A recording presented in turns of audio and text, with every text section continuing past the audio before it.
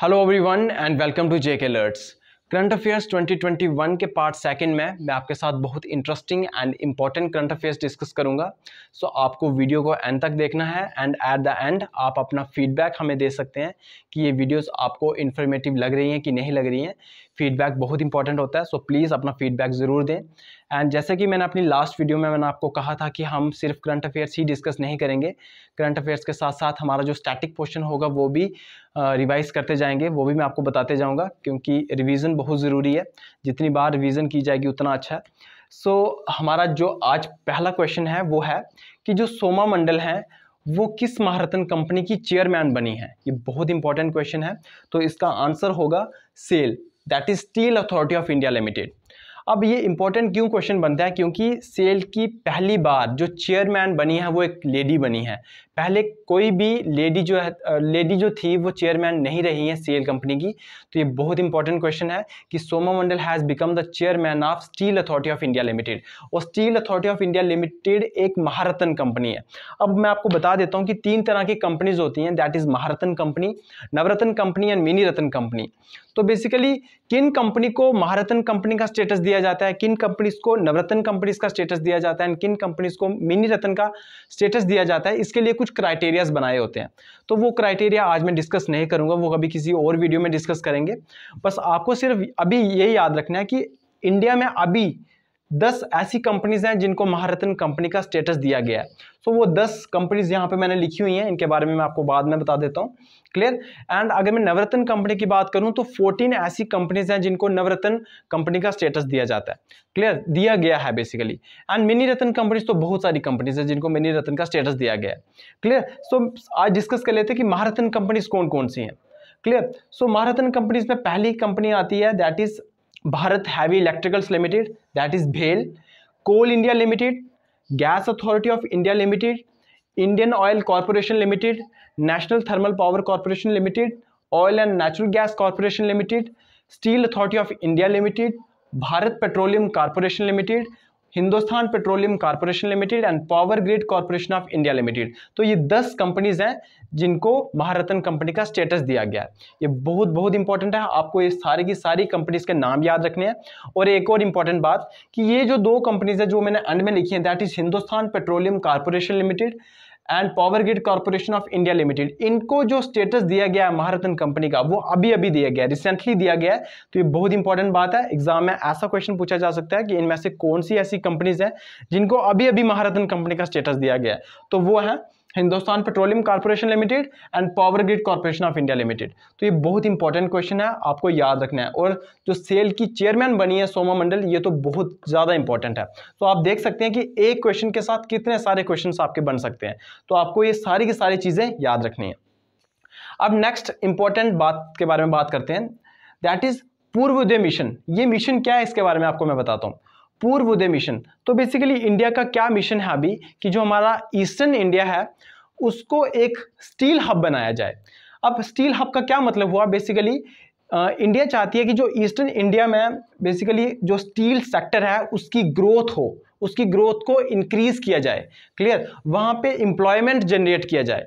तो ये basically motive है, ये एम है पूर्वोदय मिशन का। एक बार रिपीट कर देता हूं, पूर्वोदय मिशन के अंडर बेसिकली जो हमारा ईस्टर्न इंडिया है वहां पे स्टील हब डेवलप किया जाएगा। स्टील हब डेवलप करने का मतलब वहां पे जो स्टील सेक्टर है उसकी ग्रोथ को इंक्रीज किया जाएगा और उसके साथ साथ एम्प्लॉयमेंट जनरेट की जाएगी। क्लियर, आपको पता है कि अनएम्प्लॉयमेंट इंडिया में कितनी है, तो अब वहां पे एम्प्लॉयमेंट जनरेट की जाएगी। तो ये बहुत इंपॉर्टेंट है। तो स्टील सेक्टर की ग्रोथ के लिए क्लियर जो मिशन चलाया जा रहा है ईस्टर्न इंडिया में उसको बोलते हैं पूर्वोदय मिशन। और इस मिशन में जो हमारी कंट्री हेल्प करने वाली है, जो हमारी पार्टनर कंट्री है, उस कंट्री का नाम है जापान। उस कंट्री का नाम है जापान और जापान की कैपिटल आपको पता होगी टोक्यो और जापान की जो करेंसी है वो है येन।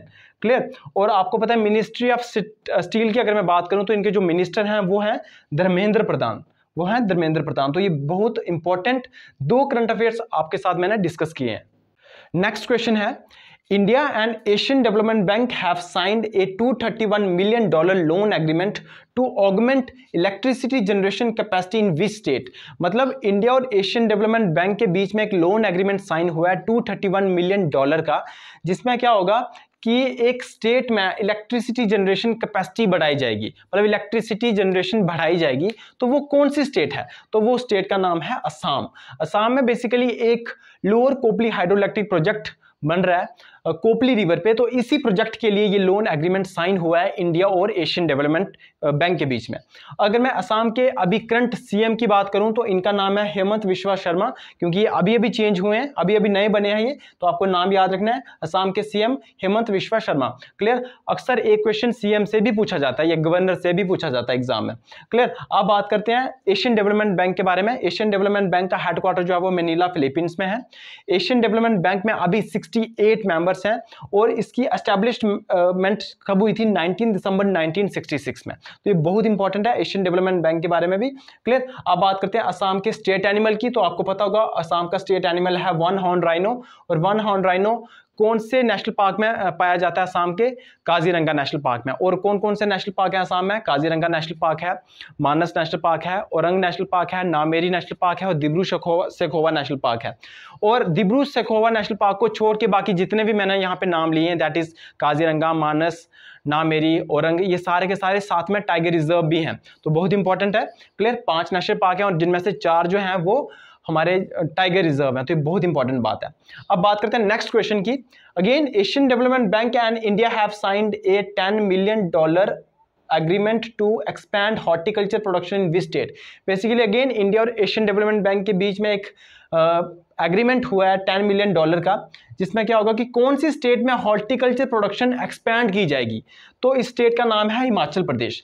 हिमाचल प्रदेश में हॉर्टिकल्चर प्रोडक्शन एक्सपैंड की जाएगी बेसिकली। तो आपको हिमाचल प्रदेश के बारे में क्या याद रखना है? देखो, हिमाचल प्रदेश के जो अभी चीफ मिनिस्टर हैं वो है जयराम ठाकुर। हिमाचल प्रदेश के अगर मैं स्टेट एनिमल की बात करूं तो वो है स्नो लेपर्ड। ये आपको याद रखना है, जो स्टेट एनिमल है हिमाचल प्रदेश का वो है स्नो लेपर्ड।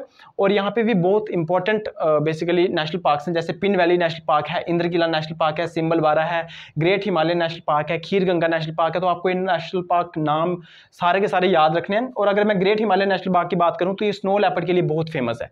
क्लियर? सिमिलरली जैसे वन हॉर्न राइनो जो है वो काजीरंगा जो है वो वन हॉर्न राइनो के लिए बहुत फेमस है।